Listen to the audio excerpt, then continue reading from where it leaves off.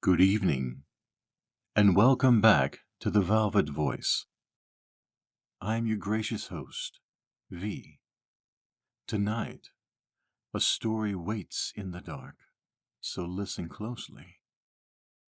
I invite you to settle into the shadows with me, a cup of tea, a candle, or maybe just the quiet hum of the night for company. There's something special about this, when the world slows and imagination wakes. It's the perfect time to wander through the darker corners of classic literature, where the strange becomes beautiful, and the beautiful a little unsettling. This evening, we revisit one of the most haunting poems ever written, a tale of grief, memory, and the echo of something that refuses to fade. Edgar Allan Poe's The Raven.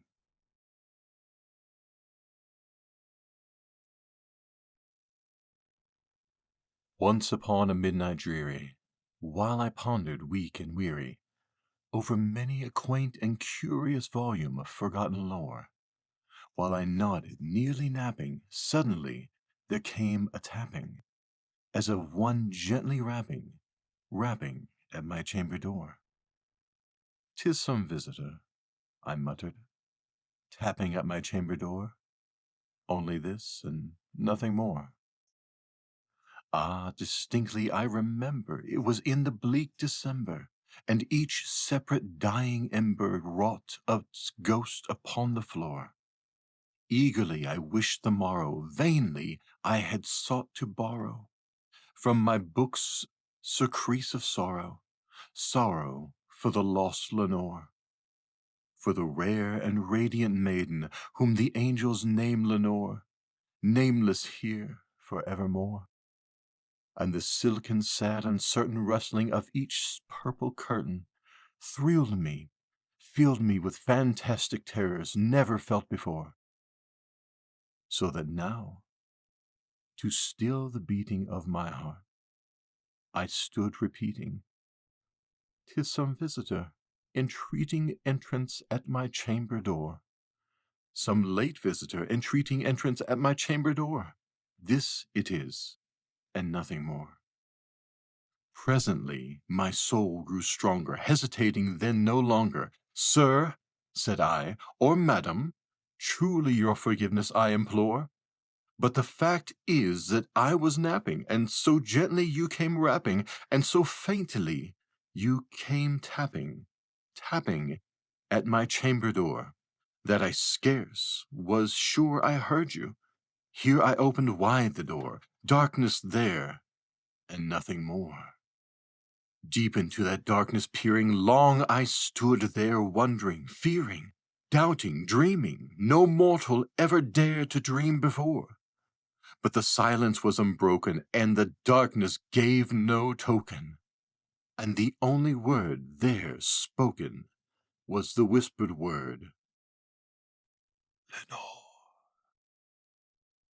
This I whispered, and an echo murmured back the word, "Lenore." Merely this, and nothing more. Back into the chamber turning, all my soul within me burning, soon I heard again a tapping, somewhat louder than before. "Surely," said I, "surely that is something at my window lattice. Let me see then what thereat is, and this mystery explore. Let my heart be still a moment, and this mystery explore. 'Tis the wind, and nothing more." Open here I flung the shutter, when, with many a flirt and flutter, in there stepped a stately raven of the saintly days of yore. Not the least obeisance made he, not an instant stopped or stayed be, but with mien of lord or lady, perched above my chamber door, perched upon a bust of Pallas, just above my chamber door, perched and sat, and nothing more. Then this ebony bird, beguiling my sad fancy into smiling, by the grave and stern decorum of the countenance it wore. Though thy crest be shorn and shaven, thou, I said, art sure no craven, ghastly grim and ancient raven wandering from the nightly shore. Tell me what thy lordly name is on the night Plutonian shore. Quoth the raven, Nevermore. Much I marveled this ungainly fowl to bear discourse so plainly, though its answer little meaning, little relevancy bore. For we cannot help agreeing that no living human being ever yet was blessed with seeing bird above his chamber door. Bird or beast, upon the sculpted bust above his chamber door, with such name as Nevermore. But the raven, sitting lonely on that placid bust, spoke only that one word, as if his soul in that one word he did outpour. Nothing farther than be uttered, not a feather than be fluttered, till I scarcely more than muttered, Other friends have flown before. On the morrow he will leave me, as my hopes have flown before. Then the bird said, Nevermore. Startled at the stillness broken by reply so aptly spoken, Doubtless, said I, what it utters is only stock and store caught from some unhappy master, whom unmerciful disaster followed fast and followed faster till his songs one burden bore, till the dirges of his hope that melancholy burden bore, of nevermore. But the raven, still beguiling all my sad soul into smiling, straight I wheeled a cushioned seat in front of bird and bust and door. Then, upon the velvet sinking, I betook myself to linking fancy unto fancy, thinking, what is this ominous bird of yore? What this grim, ungainly, ghastly, gaunt, and ominous bird of yore meant in croaking Nevermore?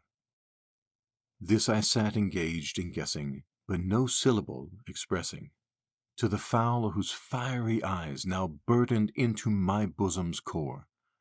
This and more I sat divining, with my bead at ease reclining, on the cushion's velvet lining that the lamplight gloated o'er, but whose velvet violet lining with the lamplight gloating o'er she shall press, nevermore.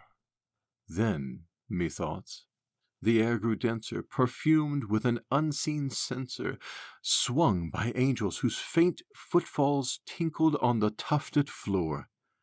Wretch, I cried, thy God hath lent thee, by these angels he hath sent thee, respite, respite and repent from thy memory of Lenore. Quaff, oh quaff this kind nepenthe, and forget this lost Lenore.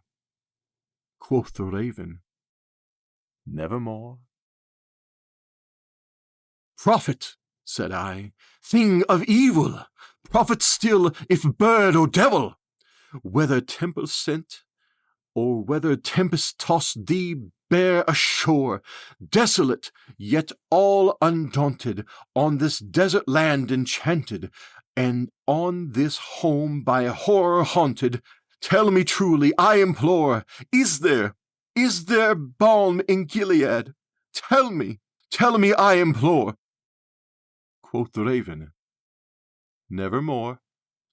Prophet, said I, thing of evil, prophet still, if bird or devil, by that heaven that bends above us, by that God we both adore. Tell this soul with sorrow laden, if, within the distant Aidenn, it shall clasp a sainted maiden, whom the angels name Lenore. clasp a rare and radiant maiden, whom the angels name Lenore.